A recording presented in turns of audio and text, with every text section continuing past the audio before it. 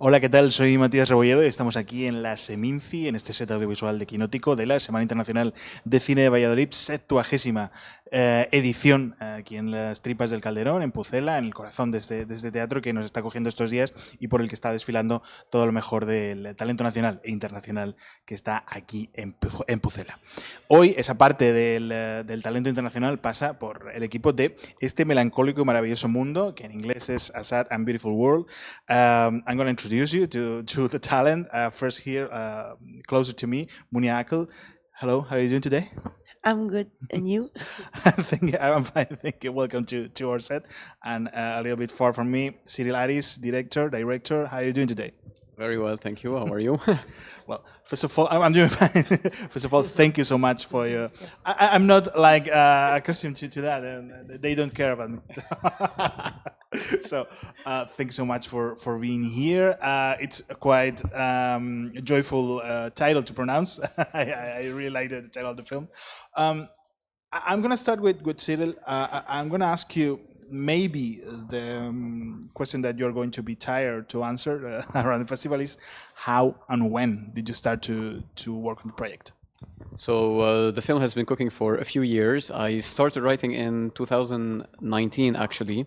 And, back then, Lebanon was a very different country. It was before the economic crisis, before the several wars with Israel, all the regional conflicts, the collapse of the banks. Anyway, but the genesis of the film has always been this question that I was, debating with myself about the need to form a family and bring children into our world today, into a very uncertain world, a very unfair and unjust world, and if there's any hope for the future generations to come.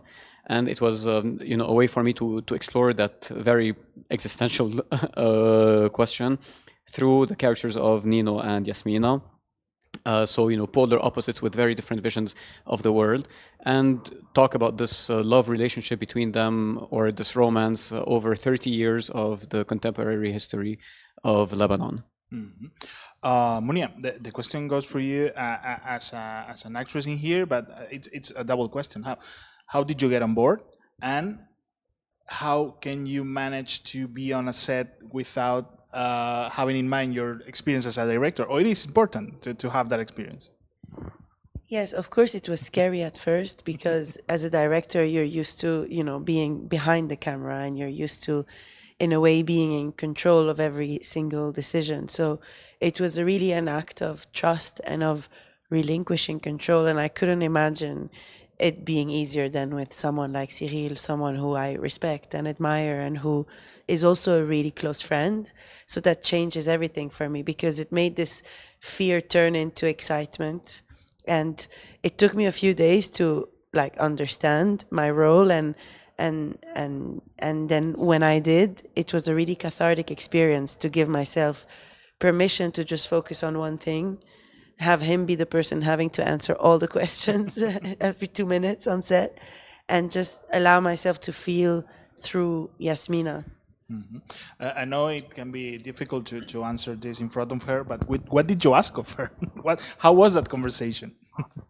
Of asking her to be on board? Yeah, and how to find the character in a way, how to find the story that you wanted to tell through her. Well, I wrote very much this part thinking of her. I think we come from the same generation in Lebanon. We have a bit the same struggles and the same conflict and the same nature of this nuanced and complex relationship between us and our country. And I was basing myself a lot on her as a person, and try to put a lot of our own experiences into her character. As a matter of fact, every time I was writing Yasmina, I felt that I was writing the person that I agree with. I was always relating so much more to Yasmina. Then it took a bit of work to convince her to go in front of the camera and kind of let go. But the fact that she's also a director made it, because she's excellent with actors as well. Mm-hmm. When it comes to directing actors. So sometimes I would direct other actors through her. So I would give her a specific direction to get a reaction from the other actor, and she understood very well what what I was trying to do, because she also directs a bit the same way when it comes to directing actors. So this relationship was actually very fruitful. And even though I was using her mostly as an actor, the fact that she has a bit of a director, that she kept a tiny bit of that director in her, made directing actors much more rewarding and fruitful. Mm-hmm. Watching the film, I had this feeling that everything seemed to be so easy in a way. It's like minimalistic way, but I can imagine how many people were on the back of the camera, but it seemed like you were filming something so intimate, so delicate. But I assume that's a trick, because there's a lot of people working in a film. So how was a normal day in set? How many people were around the scenes?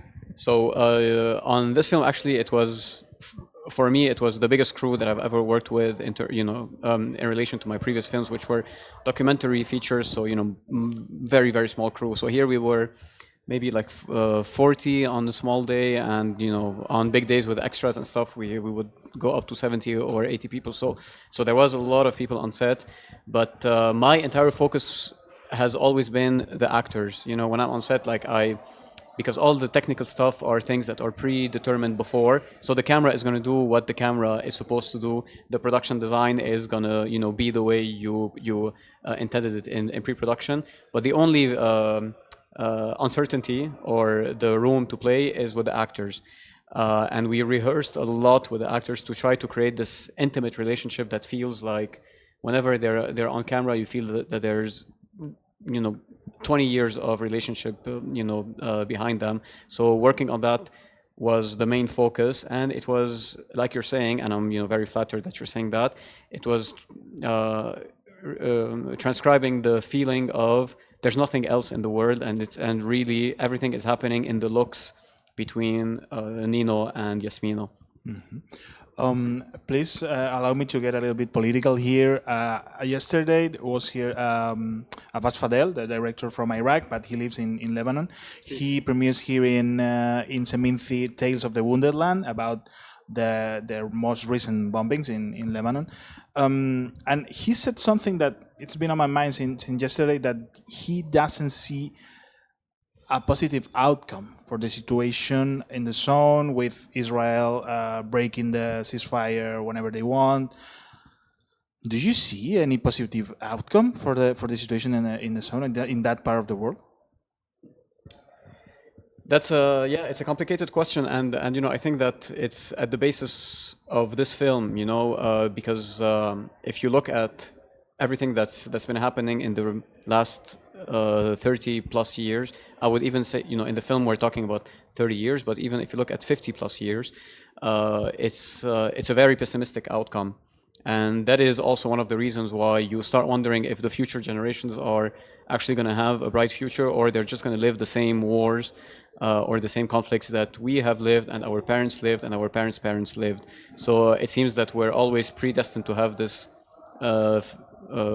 fatalistic, or this dead end when it comes to the future of the country.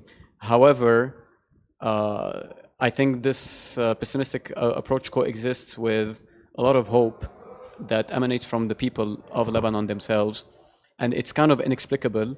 And sometimes I wonder where does this positivity that can be confused with complete delusion comes from. And I think this is what we call the miracle of Lebanon. It's the coexistence of these two feelings. So I would not say that I'm completely pessimistic, because I think that being optimistic is actually the tougher choice, but the more responsible choice that we need to take, and we need to keep hoping and keep believing, I guess. Mm-hmm. Mounia, I don't know if you want to add something. I don't have hope, no. I feel like, but I think that I want to work on believing that things may change. I just feel like in the last 2 years, there's been so much bloodshed and so many generations erased that, I feel like it has, in a way, created a landscape of so much pain for the many few years. But as Cyril said, it's a moral responsibility to resist against that and to continue fighting for a better world. But I just feel very, very down about everything that has happened, obviously, and continuing happening, because ceasefire is bullshit. There has not been a ceasefire. Just yesterday, a lot of kids died, and those people were celebrating the ceasefire. So it's a one-sided ceasefire. It's like a ceasefire from one end, but when you're more powerful and you have the backing of the superpower, your impunity goes unchecked, and you can do whatever you want, and no one can say anything. It is really a shame. Mounia, I wanted to ask you about your presence here in Seminci, in Valladolid, and your relationship with our country. How's that? How did you manage to establish a relationship with Spain and Spanish cinema? Well, obviously Spain is like another home for me for many reasons. Cyril and I both became best friends with Clara Roquette in New York because we were all in Columbia University. And Cyril and Clara became friends right away because they were both trying to skip the queue to get to something, the Mediterranean blood right away. I love Spain as a country. I feel like Lebanese people and Spanish people, the warm blood, the love for life, for food, for the Mediterranean. We have a lot of cultural rituals in common. I also love it because of my friends here, and Spain became a second home to me also when I edited my first feature film with Carlos Marcet and Cyril in Spain. Clara was the co-writer. I've had, relationships with Spain in many different shapes and forms, and I love it. And I premiered my thesis film from Columbia University at Seminci 8 years ago, and I premiered my feature film in Sevilla a few years ago. And when the director of the festival now was the director of the festival then. Yeah. So in a way, it's a relationship that keeps growing. So it feels like a full circle moment now to come back to Valladolid with my best friend's movie as an actress. And your film had also Spanish production. It was Pastor Media, Tono, and Ariadna were the Spanish producers of Costa Brava, and they're the best.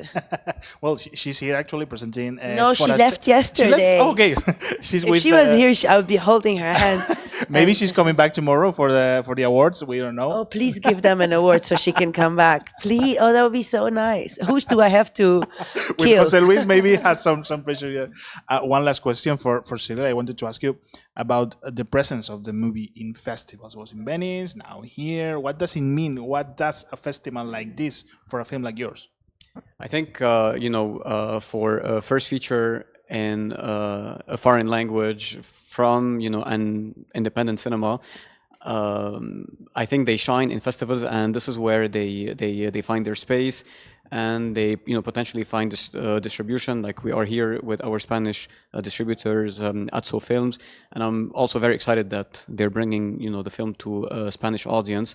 But I think it's the presence at all of these festivals that give a taste of how the film is going to be received and perceived by audiences in all of these different countries. So we're very excited to see how the Spanish audience is going to react today. Well, Mounia, Cyril, Mounia, thank you so much for your time. Thank you. And let's hope the best for the film. Thanks for having us. Gracias. Nosotros, ya sabéis, vamos a seguir aquí en Kinótico, en esta 70ª edición de la Seminci de Valladolid. Todo lo que ocurre en el Teatro Calderón, aquí en el corazón de Pucela, en kinótico.es, la primera con K, la segunda con C.